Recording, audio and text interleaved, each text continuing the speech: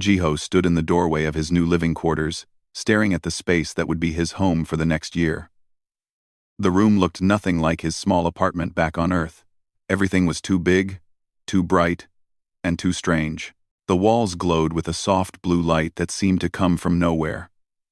The furniture shifted shapes when he looked at it too long. Even the air smelled different.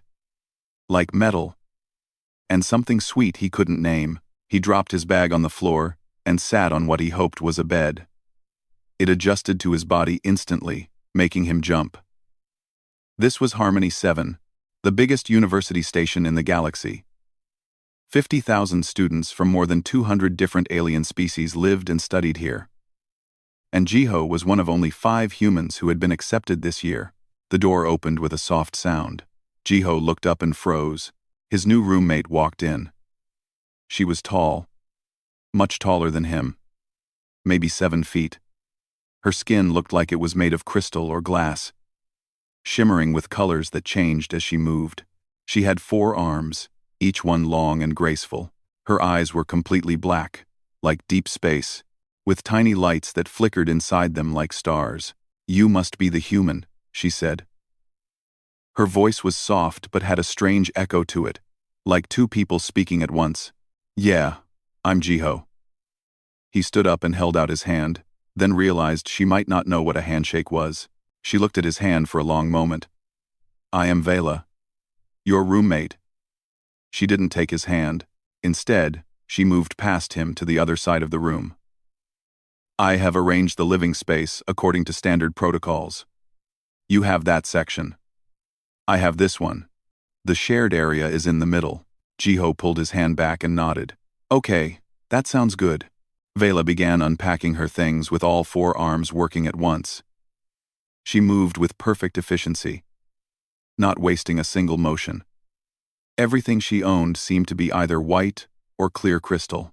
She placed them around her side of the room in a pattern that looked mathematical. "So," Jiho said, trying to start a conversation, "what are you studying?" "Crystalline biology," Vela answered, without looking at him. "I am researching the molecular structure of light-based life forms." "What is your field?" "Engineering. Spaceship design, mostly." "Interesting. Humans have only had space travel for 300 years, yet you have been accepted into advanced engineering courses.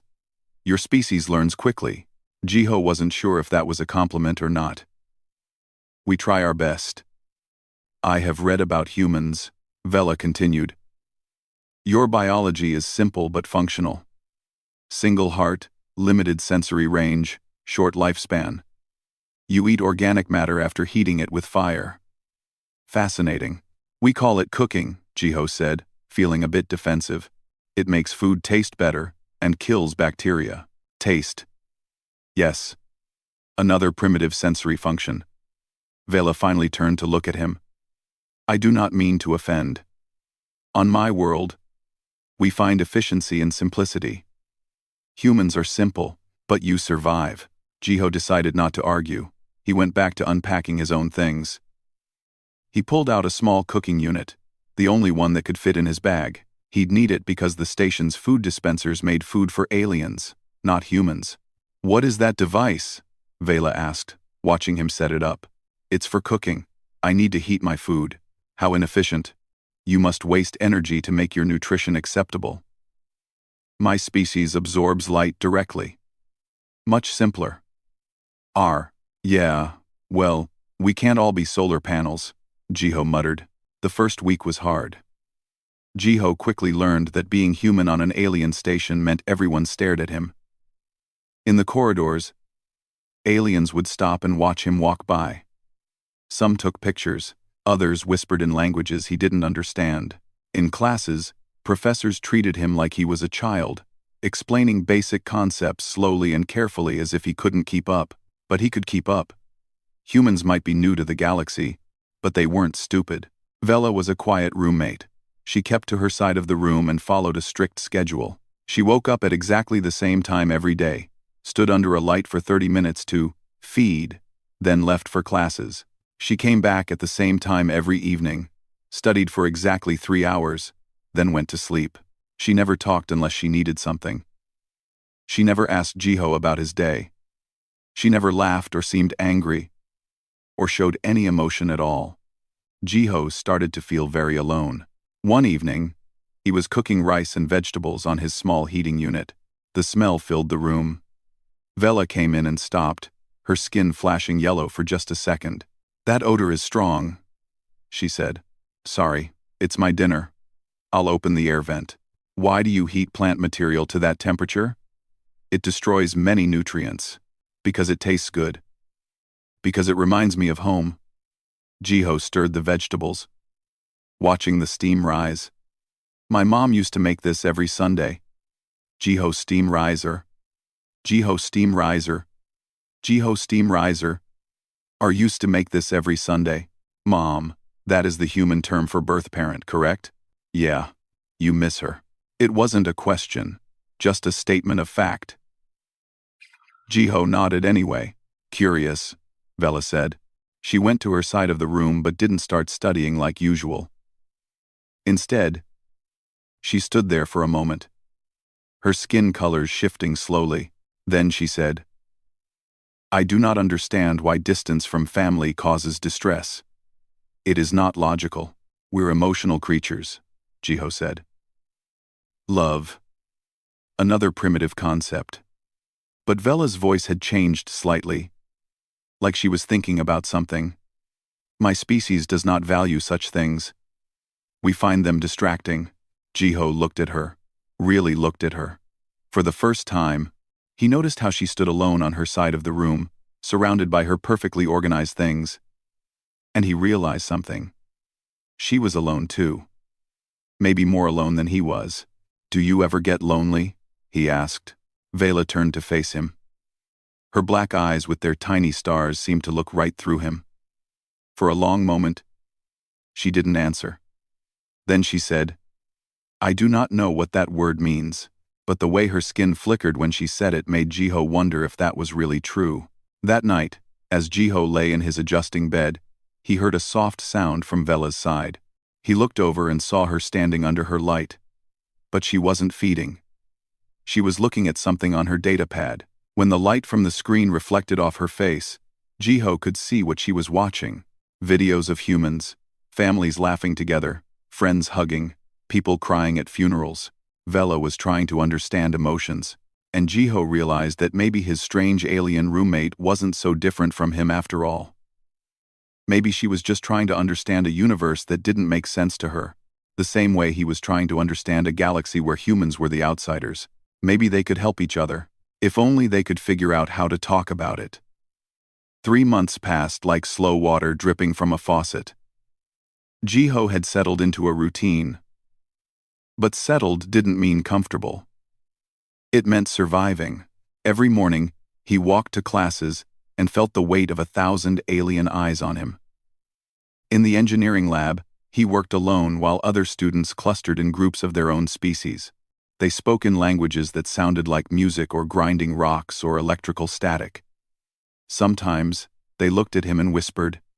He pretended not to notice. The worst part was that he was doing well in his classes. Better than well, actually. His designs were creative, his calculations were correct, and his professors seemed surprised every time he submitted an assignment. That surprise hurt more than failure would have. Vela still kept her strict schedule. Wake up, absorb light, go to class, come back, study, sleep. She spoke to Jiho only when necessary. "The waste disposal is full. You left the water running. Your alarm woke me 3 minutes early today." But Jiho had started noticing things about her. Small things. She never ate in the cafeteria. She always absorbed her light alone in their room. In the hallways, other aliens moved away from her, giving her wide space as she passed. Even other luminari, her own species, didn't talk to her. In their biology classes, Vela always sat alone in the front row, her forearms perfectly still, taking notes with mechanical precision. She had no friends, just like him. One day in his galactic history class, the professor was talking about human first contact. The professor was a Quinn, a species that looked like a floating jellyfish with too many tentacles. His voice was wet and bubbling. Humans achieved faster than light travel only 300 years ago, the professor said, his tentacles waving for emphasis. Before that, they were trapped on their single planet, fighting primitive wars over resources and invisible lines on maps. Their contribution to galactic civilization is, as you can see, recent and insignificant. Some students made sounds that might have been laughter. Jiho felt his face get hot. He raised his hand. Yes, the human student, the professor said. With respect, sir, I think you're missing something important, Jiho said. His voice shook a little, but he kept going. Humans went from basic flight to landing on our moon in only 60 years. We went from the moon to faster-than-light travel in another 200. That's incredibly fast progress. Most species took thousands of years to do the same thing. Yes, the professor said dismissively. Rapid but reckless. Quantity over quality. Your species still fights wars, still damages your own planet, still allows poverty and disease. Advanced civilizations evolved past such things millennia ago. Maybe that's because we're still learning, Jiho argued. Maybe making mistakes is part of growth. We feel things deeply. We make mistakes, but we keep trying. That has to count for something. The professor's tentacles stopped moving. Feelings. Another primitive trait. Emotions cloud judgment, cause conflicts, and lead to poor decisions. This is established fact. Jiho wanted to say more, but he saw the way other students were looking at him, like he was proving the professor's point just by getting upset. He sat down and said nothing else for the rest of the class. But someone had been listening. When Jiho got back to their quarters, Vela was already there, standing by the window that showed the stars outside. Her skin was shifting through colors slowly. Something Jiho had learned meant she was thinking hard about something. I attended your history class today, she said without turning around. I heard your exchange with Professor Meln. You were there? Jiho dropped his bag. I didn't see you. I sat in the back. I wanted to observe. She finally turned to face him. You defended your species with passion. You expressed anger, frustration, and pride, all in one conversation. Yeah, well, it's hard not to get emotional when someone calls your entire species primitive and worthless. He did not say worthless. He implied it. Vela tilted her head. A gesture Jiho had learned meant she was confused. Why does implication matter? He stated facts. Humans are technologically younger than most species. You do still have wars and poverty. These are true statements. They're true, but they're not the whole truth, Jiho said. He sat down heavily on his bed. We have problems, yeah, but we're trying. We care about each other. We cry when people die. We celebrate when babies are born. We make art and music and stories because they make us feel something. That's not primitive. That's being alive. Emotions are inefficient, Vela said, but her voice had gotten quieter. Maybe.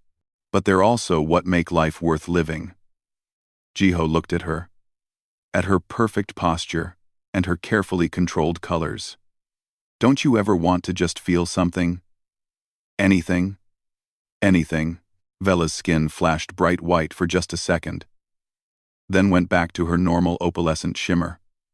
Luminari, do not prioritize such things. We are taught from hatching that emotions are weaknesses. They cause errors in judgment. They lead to chaos. Or maybe they lead to connection, Jiho said softly. Vela stood very still. Then she did something unexpected. She walked over and sat down on the floor near Jiho's bed, folding all four arms in her lap. This was the closest she had ever sat to him. I have a question, she said. What does grief feel like? The question surprised Jiho. Grief? Like when someone dies? Yes. I have seen humans express grief in the videos I watch. They leak water from their eyes. They make loud sounds. Their bodies shake. But I do not understand what is happening inside them. What is the sensation? It feels like a heavy weight on your chest, Jiho said, trying to find the right words. Like someone reached inside you and took something important, leaving a hole. It hurts. Physically hurts. Even though nothing is actually broken. That sounds unpleasant. Why do humans allow themselves to feel it?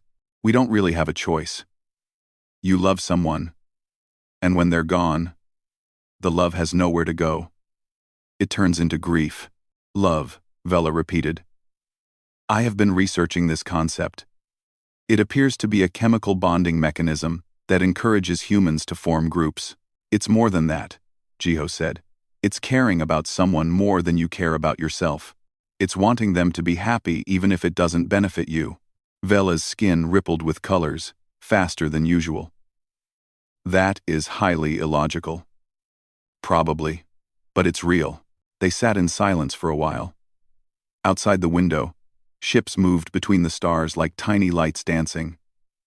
Finally, Vela spoke again. I observe you, Jiho. Every day, I see you return from classes. You are isolated. Other students do not speak to you. Yet you continue attending. You continue trying. Why? Because giving up would mean they're right about us, Jiho said. Because my sister Nari would be disappointed if I quit. Because I want to prove that humans belong here. Your sister. You have mentioned her before. She is on Earth? Yeah. She's 16. She wants to be an artist. Jiho smiled, thinking about her. She draws these amazing pictures of space and aliens and future cities. She made me promise to send her stories about everything I see here. You miss her. Every day. Vela stood up and walked back to her side of the room. But before she started studying, she said something that surprised Jiho. I had a clutch sibling once. We hatched from the same light well. She was different from other Luminari. She laughed. She cried. She felt things deeply. The elders said she was defective. They sent her away for correction. I never saw her again. Jiho stared at Vela's back. I'm sorry. It was logical. She could not function in our society. But Vela's skin had turned a dull gray color. I should not have told you that. It is irrelevant information. It's not irrelevant, Jiho said gently. Thank you for telling me. Vela didn't respond. She just stood there, her forearms hanging loose at her sides, her skin slowly shifting through colors that Jiho was starting to recognize as confusion, and maybe, just maybe, sadness. From that night on, things were different between them. Not hugely different, but enough. Vela started asking him questions about emotions, treating them like a research project. Jiho tried his best to explain, and slowly, very slowly, the wall between them began to crack. 6 months into his time at Harmony 7, Jiho woke up to a message notification. The sound pierced through his sleep like a cold knife. He grabbed his communicator and saw the time. 3 in the morning? Station time. The message was from Earth. From his mother. His hands shook as he opened it. His mother's face appeared, and Jiho knew immediately that something was wrong. Her eyes were red and puffy. Her face looked years older than the last time he'd seen her. Jiho, she said, her voice breaking. I'm so sorry to tell you this way. But I couldn't wait. There was an accident. A transport collision in the city. Nari was coming home from her art class and... She stopped, covering her mouth. Tears ran down her face. She didn't survive. Our Nari is gone. The message continued, but Jiho couldn't hear the words anymore. There was a ringing in his ears. The room spun. He dropped the communicator, and it clattered on the floor. Nari. His little sister. The girl who drew pictures of stars and aliens. The one who made him promise to come home with stories. The one who hugged him so tight before he left for the station, making him promise to take care of himself. Gone. Jiho didn't remember standing up. He didn't remember walking to his private sleep chamber. He just found himself there, sitting on the floor with his back against the wall. He pulled out the small box he kept under his bed, the one with things from home. Inside was a picture Nari had drawn for him before he left. It showed him in a spaceship, surrounded by friendly aliens, all of them smiling. In her childish handwriting, she'd written across the top, My brother, the space explorer. Make us proud. Something broke inside Jiho's chest. He started crying. Not quiet tears, but loud, painful sobs that came from somewhere deep in his body. He pressed the picture to his chest and rocked back and forth. The sounds coming from him didn't even sound human. They were animal noises, raw and broken. He didn't hear the door open. Jiho? I heard sounds of distress. Are you injured? Vela stood in the doorway of his sleep chamber. He'd forgotten to lock it. He looked up at her through blurred vision, unable to speak, unable to explain. She stared at him. Her skin, usually shifting through subtle colors, suddenly flashed bright red, then blue, then colors he'd never seen her display before. Her forearms moved uncertainly, like she didn't know what to do with them. What is happening? She asked, her voice losing its usual calm. Your face is leaking fluid. Your body is shaking. Should I call medical assistance? Send. No, Jiho managed to say. The word came out choked. No doctors. Vela stepped into the room, and Jiho saw something he'd never seen before. She looked scared. Her perfect posture was gone. Her arms trembled. Then tell me what to do, she said. I do not understand what is happening, but you are in distress, and I do not know how to help. My sister, Jiho said through his tears. Nari. She died. There was an accident on Earth. She's gone. Vela stood frozen. Her skin cycled through colors rapidly, like a storm. The sibling you told me about. The artist. She has ceased functioning. She died. Jiho's voice broke on the word. She's dead, and I'm here, so far away, and I'll never see her again. I'll never hear her laugh or see her drawings or tell her I love her. She's just gone. He buried his face in his hands, the picture still clutched in his fingers. He expected Vela to leave. This was too much emotion, too much messiness for a Luminari to handle. She'd probably call medical after all. Or maybe report him as mentally unstable. But she didn't leave. Instead, she did something completely unexpected. She sat down on the floor next to him, not across from him, not at a safe distance, but right next to him. Close enough that her crystalline skin almost touched his arm. Tell me about her. Vela said quietly. Jiho looked at her in surprise. Vela's skin was still flashing colors, but her black eyes with their tiny stars were focused entirely on him. What? He said. Your sister. Tell me about her. You said she drew pictures. What did she draw? Quote. And what did she draw? Why do you want to know? Jiho's voice was harsh with pain. Because, Vela said, and her voice shook slightly. Because you are in pain, and I do not know what to do. But in the human videos I watched, when someone experiences grief, others sit with them and let them talk about the person who is gone. So, I am sitting, and I am asking. Please, Jiho. Tell me about Nari. Something in her voice, something genuine and uncertain and trying so hard, made Jiho start talking. He told her everything. How Nari had been born when he was 8, and he'd been so excited to have a little sister. How she'd followed him everywhere when she was little, calling him Jiho Appa and holding his hand. How she'd started drawing when she was 5 and never stopped. How she'd covered her entire bedroom wall with pictures of space because she thought what he was studying was the coolest thing in the world. He told Vela about the time Nari had saved her allowance for 6 months to buy him a good drawing tablet. How she'd cried when he left for the station but tried to hide it behind smiles. How she'd sent him a new drawing every week, each one showing him having adventures in space. She believed in me, Jiho said, his voice raw.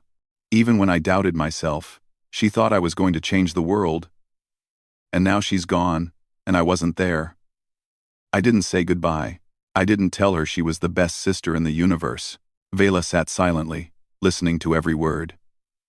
Her skin had settled into a deep blue color that Jiho had never seen before. And then he saw something that made him forget his own tears for a moment. There were drops forming on Vela's face. Clear, glowing drops that looked like liquid crystal. They rolled down her cheeks slowly, catching the light. Vela, Jiho whispered. Are you crying? Vela raised one hand to her face and touched the drops. She stared at her wet fingers like they were something alien. I do not understand.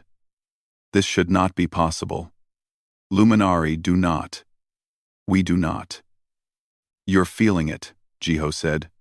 You're feeling my pain. Yes, Vela said, and her voice was full of wonder and fear. Yes, I am feeling something. It hurts. It hurts so much. There is pressure in my chest and my thoughts are chaotic and I want. She looked at Jiho with those star-filled eyes. I want to make your pain stop, but I cannot, and that makes the feeling worse. More crystal tears fell from her eyes. I do not understand, she said again. Why does your love for your sister cause so much pain now? Would it not be more logical to never love, so you never hurt? Maybe, Jiho said. But then I wouldn't have had Nari in my life at all. The pain is worth it. Vela was quiet for a long moment. Then she did something that shocked Jiho completely. She reached out with one of her forearms and carefully, hesitantly, touched his hand.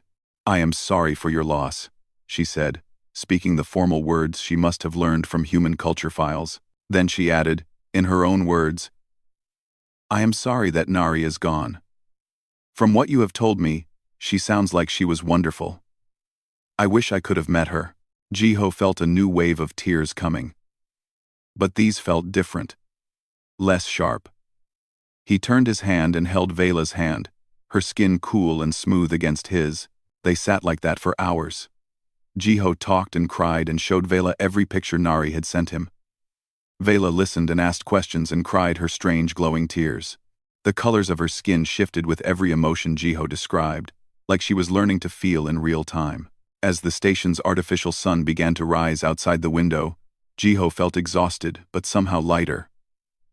The pain was still there, sharp and real, but it wasn't drowning him anymore.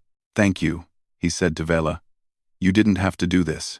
Vela looked at him, her skin now a soft purple color. I did not know I could do this. For my entire life, I have been taught that emotions are weakness, that feeling things makes you less than what you should be. But sitting here with you, feeling your grief, crying for someone I never met. Jiho, I feel more alive than I have ever felt. And I am terrified. Of what? Of everything, she said simply. If I can feel this, what else can I feel? And if I start feeling things, can I stop? Will I still be Luminari? Will I be defective like my clutch sibling? Jiho squeezed her hand. You'll be you. Maybe a more complete version of you. Vela's skin shimmered. Perhaps. Or perhaps I have just made the biggest mistake of my life. But she didn't let go of his hand. And Jiho knew, somehow, that everything had just changed between them. The change in Vela didn't happen all at once. It came in small waves, like ripples spreading across water. The first thing Jiho noticed was that she started smiling. Not often, and not very big, but sometimes when he said something funny or showed her something interesting, the corners of her mouth would turn up just slightly. For a Luminari who had kept her face perfectly neutral for her entire life, even a small smile was revolutionary. The second thing was that her skin colors became more expressive. Before, she had kept herself in a narrow range of whites and pale blues, the colors of Luminari control. Now, her skin shifted constantly. Pink, when she was curious. Yellow, when she was happy. Dark blue when she was sad. She became a walking display of emotions she was learning to name. Jiho was still grieving. Some days were harder than others. But Vela stayed close. She learned what he needed. Sometimes it was silence. Sometimes it was conversation. Sometimes it was just her sitting next to him while he looked at pictures of Nari. One evening, about 2 weeks after the news, Vela came into their quarters carrying something carefully in 2 of her hands. Jiho was at his desk, trying to focus on homework but mostly just staring at the screen. I made something for you, Vela said. She sounded nervous, her voice higher than usual. Jiho turned around. In Vela's hands was a sculpture made of crystal, about the size of a book. It glowed with soft internal light. As he looked closer, he realized it wasn't just a sculpture, it was moving. Tiny shapes of light swirled inside it, forming pictures and then dissolving, then forming new ones. "What is it?" Jiho asked. "It is a memory keeper," Vela said. She set it on his desk gently. "I used my biology knowledge to create a living crystal that responds to thought patterns. I programmed it with all the information you told me about Nari. Watch." She touched the crystal with one finger. The lights inside swirled and then formed an image. It was Nari, or at least an impression of her, drawn in light. The light Nari was drawing a picture, her face concentrated and happy. Jiho felt his throat tighten. "Vela, I know it is not the same as having her here," Vela said quickly. "I know it cannot replace her or bring her back. But I thought you might want something to remember her by. Something beautiful, that holds the memories you shared with me." Jiho touched the crystal and felt it warm under his hand. The image changed, showing different memories. Nari as a child, Nari laughing, Nari drawing, all the stories he'd told Vela, now preserved in living light. "This is the most amazing thing anyone has ever given me," Jiho said. His eyes filled with tears, but they were different tears. Grateful ones. "Thank you." Vela's skin turned bright pink. "You are welcome. I wanted to help. It felt important, but not everyone was happy about the changes in Vela." 3 days later, Jiho was in the cafeteria eating lunch when he heard angry voices. He looked over and saw Vela standing near the entrance, surrounded by 3 other Luminari. Their skin was pure white, perfectly controlled. They looked furious. Jiho got up and walked closer, trying to hear what they were saying. "You are a disgrace," one of the Luminari was saying. "Your emotional displays are shameful.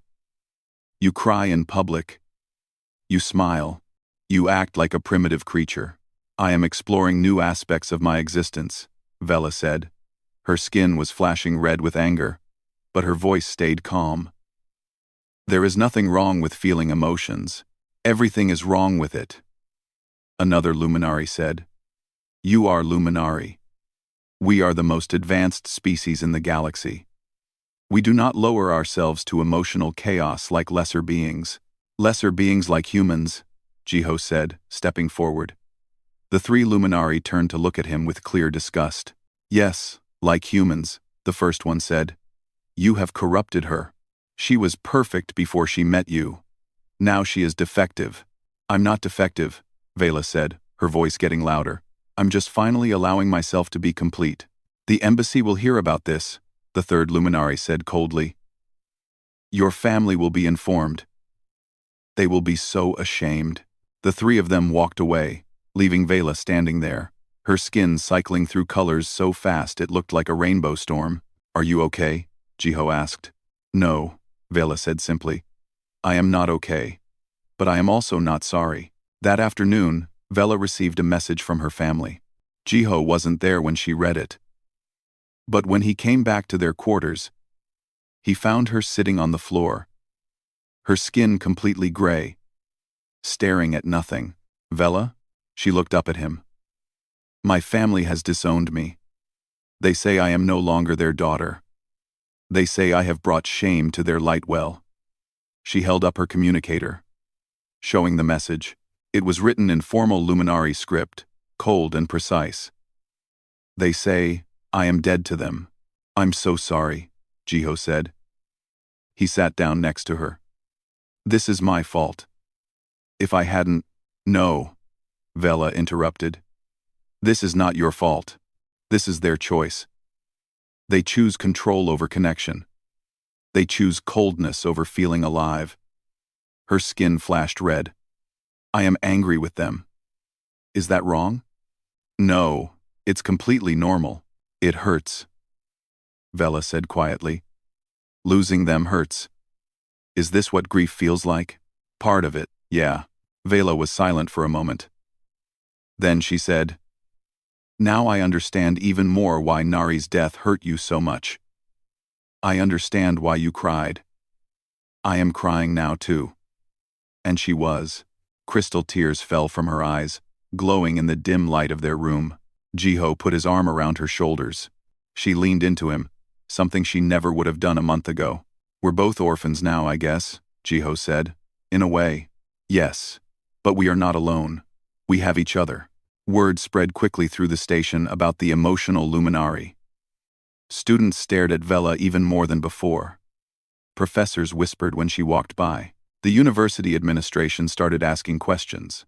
But something unexpected happened too. Other students started approaching them. Quietly, carefully, like they were afraid to be seen. First, it was a huge titanoid named Day, a species known for being tough and aggressive. He came to their quarters one evening and stood in the doorway, looking uncomfortable. I heard what happened to you, he said to Vela. With your family. I just wanted to say, I lost my bondmate 2 years ago. The pain was so bad I thought I would die too, but my species, we don't talk about grief. We're supposed to be strong. I've been carrying this weight alone for 2 years, and it's killing me. Vela invited him in. They talked for 3 hours. Day cried for the first time since his bondmate died. When he left, he looked lighter somehow. Then came Hana, an insectoid female who was tiny and fragile-looking. She told them how her species suppressed fear to the point where they couldn't function in new situations. She was terrified all the time but couldn't admit it because it would make her family ashamed. More came. A crystalline being who missed his home planet. A gas cloud entity who felt lonely despite being surrounded by others. A young Quinn who wanted to laugh but wasn't allowed to. They all came to Jiho and Vela, drawn by the rumor of a human who felt everything and an alien who had learned how to cry. We're starting something, Jiho said one night after their 7th visitor had left. I don't think we meant to, but we are. A revolution of feelings, Vela said. Her skin was bright gold. The color Jiho had learned meant she was excited. We are teaching people that emotions are not weaknesses. They are strengths. They are what connect us. Your species won't like that. My former species, Vela corrected. I am not Luminari anymore. Not in the way they define it. I am something new. Something that exists between worlds. What are you then? Vela smiled. A real smile that lit up her whole face. I am someone who learned to feel. Thanks to you, but the happiness didn't last long. A week later, Jiho received a formal summons. The university council wanted to see him. The message was cold and official. Regarding concerns about human compatibility with galactic academic standards, Vela got a similar message. They looked at each other across their shared room, and both of them knew. This was the beginning of something big. The university was going to make them answer for what they'd started. The question was, would they back down? Jiho thought about Nari, about her belief in him, about her drawings of a future where different beings could understand each other. He thought about how Vela had sat with him in his darkest moment, learning to cry because his pain mattered to her. Whatever happens, Jiho said, we face it together. Vela's skin turned a determined red. Together, she agreed. Outside their window, the stars waited. And somewhere in the university's administrative towers, powerful beings were deciding whether humans and emotions had any place in their perfect, controlled galaxy. The answer would change everything. The council chamber was massive. The ceiling stretched so high that Jiho couldn't see the top. The walls were made of some kind of shifting material that reflected light in a way that made him dizzy. Around the room, in seats that rose up like a stadium, sat the members of the university council. 20 beings from 20 different species, all watching him, with various types of eyes. Jiho stood on a platform in the center. Vela stood next to him, her skin a nervous mix of blue and yellow. In the seats behind them sat their friends. Day, the big titanoid. Hana, the small insectoid. 5 others who had come to them seeking understanding. They'd all insisted on coming to support them. The head council member, a Varuni named Elder Chris, looked down at them. The Varuni were an ancient species, tall and thin like living shadows, with eyes that glowed white. Elder Chris had been on the council for 300 years. Her voice, when she spoke, sounded like wind through caves. We are here to discuss a serious matter, Elder Chris said. The human student Jiho has been accused of disrupting the emotional stability of multiple students, including his roommate Vela. The complaint was filed by the Luminari Embassy, with support from several other species representatives. They claim that human emotional volatility is incompatible with our academic environment. Another council member spoke up, a Quinn whose tentacles waved as he talked. Humans have been at this institution for only 6 months. Yet we already see problems. Students crying in public, emotional outbursts, a luminari who has abandoned her species' values. This is exactly what we feared would happen. If I may speak, Vela said, her voice strong despite her nervous colors. You may, Elder Chris said. Vela stepped forward. The council should understand that Jiho did not corrupt me. He freed me. My species has spent generations suppressing emotions, calling them primitive and weak. But what I have learned in the past months is that emotions are not weaknesses. They are necessary. They connect us. They help us understand suffering and joy, and everything between. You are young and confused, the Quinn said dismissively. You have been influenced by a primitive species that does not understand the benefits of emotional control. With respect, Counselor, Vela said, and her skin flashed bright red. I have done research. Real research. Species that suppress emotions have 30% higher rates of isolation-related deaths. They show slower rates of creative innovation. Their societies are stable, but they are also stagnant. Meanwhile, humans, despite being physically weaker and having shorter lives, have achieved incredible things because they feel deeply. She pulled up a holographic display. Charts and graphs appeared in the air, showing data she had collected over the past weeks. Look at this. Humans created art that moves people to tears. They write music that makes people feel joy or sadness or hope. They build communities based on emotional bonds, not just logical partnerships. Yes, emotions cause conflicts sometimes. Yes, they can be messy. But they also drive creativity, compassion, and connection. This is an interesting thesis, Elder Chris said slowly. But it does not address the central issue. Are humans compatible with this institution? Can other species coexist with such emotionally open beings?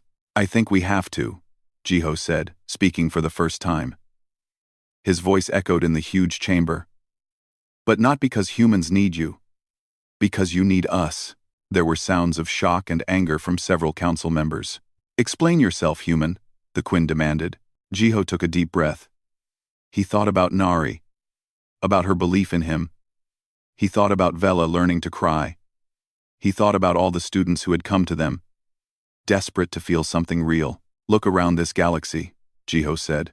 You have species that have existed for thousands of years. You have technology that seems like magic to us. You have achieved things humans can only dream of. But what do you have that makes life worth living? What do you have besides efficiency and logic and control? He pointed to the council members. How many of you have friends? Real friends. Not just professional colleagues. How many of you have cried in the last year? How many of you have laughed until your stomach hurt? How many of you love someone so much that the thought of losing them terrifies you? The council was silent. You don't, Jiho continued. Because somewhere along the way to becoming advanced, you forgot how to feel. You evolved past emotions and called it progress. But it's not progress. It's loss. We have order, one council member said. We have peace. We have eliminated the conflicts that emotions cause. You have emptiness, Jiho said. You have students who come to our room at night because they're desperate to understand what it means to feel alive. You have species slowly dying because they can't connect with each other in any meaningful way. Vela stepped beside him. 3 weeks ago, I did not understand why anyone would cry. I thought tears were a malfunction. But then I watched Jiho grieve for his sister. And I felt something break open inside me. I cried with him, and in that moment of shared pain, I felt more connected to another being than I had in my entire life. Her skin turned a brilliant gold. That is what humans offer. Not disorder. Not chaos. Connection. Real, deep, meaningful connection. The kind that makes life worth living instead of just surviving. Elder Chris leaned forward in her seat. And what of the Luminary Embassy's complaint? What of your family's disownment? My family chose control over love, Vela said. That is their loss, not mine. I would rather feel everything, even the pain, than feel nothing at all. Day stood up in the audience section. May I speak? Elder Chris nodded. The big Titanoid walked down to stand with Jiho and Vela. My bondmate died 2 years ago. My species doesn't talk about grief. We're supposed to be warriors, strong and unbreakable, but I was breaking inside, dying slowly from holding all that pain inside. Then I heard about Vela and Jiho. I went to them and they taught me it was okay to cry. For the first time in 2 years, I let myself feel my loss. And it hurt. But it also healed something in me. Hana flew down to join them. My species suppresses fear. We act brave even when we're terrified. I've been afraid every day since I came to this station. But I couldn't admit it. Jiho and Vela taught me that fear isn't weakness. It's wisdom. It tells us what matters enough to protect. One by one, the other students came down to stand with them. Each told their story. Each explained how learning to feel had changed their lives. The council watched in silence. Some members looked angry. Some looked confused. But Elder Chris looked thoughtful, her white eyes studying the group of students standing together. I have a question for you, Jiho, she said finally. If we allow humans to stay, if we accept emotional expression as valid, what happens to our order? What happens to the careful balance we have maintained for millennia? It gets better, Jiho said simply. Order without compassion is just control. Balance without emotion is just emptiness. We're not asking you to become chaotic. We're asking you to become complete. Elder Chris was quiet for a long moment. Then she did something that shocked everyone in the chamber. She stood up from her seat and walked down to the floor. Standing in front of Jiho, I am going to tell you all something, she said. Something I have not spoken of in 250 years. I had a child once. A daughter. She was beautiful and curious and full of life. She died in an accident when she was young, and I have not allowed myself to grieve for her because my species considers grief to be a weakness. Her white eyes seemed to brighten. For 250 years, I have carried this weight. I have pretended it didn't matter. I have told myself that letting go was logical. But it was a lie. I miss her every day, and I am tired of pretending I don't. She looked at Jiho. You are right, human. We have lost something essential.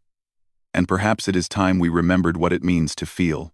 The other council members started talking all at once, arguing and debating, but Elder Chris raised her hand for silence. I call for a vote, she said. All in favor of not only allowing the human program to continue but expanding it. Raise your hand, or equivalent appendage. Slowly, hands and tentacles and other limbs began to rise. Not all of them. Some council members clearly disagreed. But enough raised their hands. Enough chose change. The motion passes, Elder Chris said. Humans will remain at this institution. Furthermore, we will establish a new program. Interspecies Emotional Studies. We will teach all species that emotions are not primitive. They are essential. Jiho felt his legs almost give out. Vela caught him with two of her arms, her skin cycling through every happy color she had learned. Elder Chris looked at them both. You will help lead this program. You will teach us what you have discovered. You will show us how to feel again. After us. We will, Vela said. Together. The council chamber emptied slowly. Students and professors talked in excited voices about what this meant. But Jiho and Vela stayed on the platform, standing side by side. We did it, Jiho said quietly. Nari would have loved this. Tell me about that, Vela said. Tell me what love feels like. Jiho smiled. It feels like standing here with you. It feels like knowing someone sees you completely and chooses to stay anyway. It feels like finding family in unexpected places. Vela's skin turned soft pink. I think I am feeling that now. Is this love? Maybe. Or maybe it's friendship. Or maybe it's something new that doesn't have a name yet. But whatever it is, it's real. It is real, Vela agreed. And it is wonderful. Years passed. The Interspecies Emotional Studies program grew. More humans came to Harmony 7. Other species began questioning their own emotional suppression. Slowly, carefully, the galaxy started to change. Jiho became a professor, teaching engineering students that innovation required not just logic but passion. Vela became a professor too, teaching biology students that life wasn't just about function but about feeling alive. And in one of their first classes together, a young Luminari student raised her hand and asked the question that Vela had been waiting for. Professor Vela, is it true you were the first of your species to cry? Vela looked at Jiho and smiled. Her skin shimmered with warmth and happiness and love, and all the emotions she had learned to name. No, she said. I was the first to understand that tears aren't a sign of weakness. They're proof you loved something enough to let it change you. Emotions don't make us primitive. They make us alive. They make us whole, Jiho added. And sometimes, the most unexpected reactions lead to the most important revolutions. My roommate walked in on me grieving. And instead of seeing weakness, she saw strength. Instead of turning away, she sat down and learned to cry with me. That one moment changed everything. The classroom was silent. Then, slowly, the students began to share their own stories. Stories of fear and joy and sadness and hope. Stories of learning to feel. Outside the window, ships moved between stars, carrying beings from 1,000 different worlds. And in that classroom, those beings learned the most important lesson of all, that to feel is to live. That connection matters more than perfection. That humanity's greatest gift to the galaxy wasn't technology or knowledge. It was the courage to be vulnerable, the strength to love deeply, and the wisdom to know that tears and laughter and everything between were not flaws to overcome. They were the whole point of being alive. And it had all started with a human grieving his sister, and an alien brave enough to learn what that grief meant. In their office later, Vela kept the memory crystal she had made for Jiho all those years ago. It still showed images of Nari, still glowed with the light of memories shared. She would be proud of you, Vela said, touching the crystal gently. She'd be proud of both of us, Jiho said. We changed the galaxy. We did, Vela agreed. One tear at a time. And somewhere in the vastness of space, among stars and stations and countless alien worlds, the revolution continued. Not with weapons or force, but with the simple, powerful truth that emotions were not humanity's weakness. They were humanity's gift, and the galaxy was finally learning to accept it.